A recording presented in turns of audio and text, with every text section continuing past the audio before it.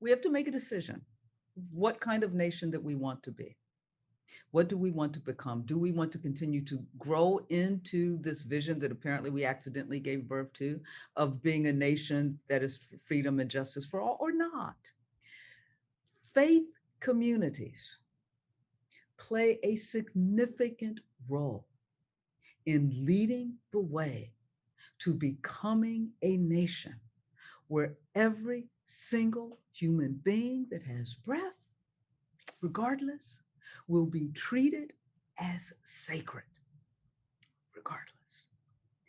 Now, we have seen examples of faith leaders in the forefront moving to expand our moral imaginary of what justice could look like. We are accountable as faith leaders, not to the way things are, but to the way we claim that they should be. It is clear that we do not have the kind of moral leadership from the social political realm that will allow us, as Abraham Lincoln said, to live into our better angels. That's the role of faith leaders. Any time that faith leaders have been engaged in these social political movements toward justice, transformation has occurred. We have seen that in the 1960s. Faith leaders were at the forefront of that, faith and religious leaders. We continue to see that through our history. It is time for faith leaders, and we have examples of that, whether we're talking about Reverend Barber, where we're talking about Jonah Peschner and others. We have examples of that.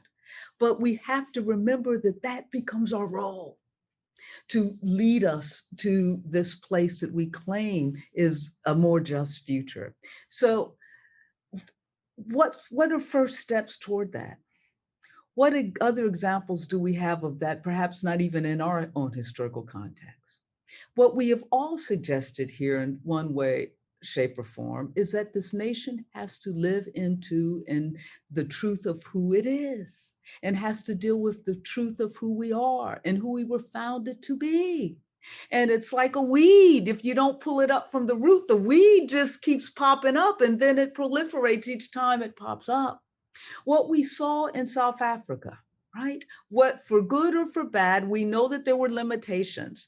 But what they did understand, and faith leaders led the way, what they understood was that in order to move to a place of reconciliation, which is justice, we have to tell the truth.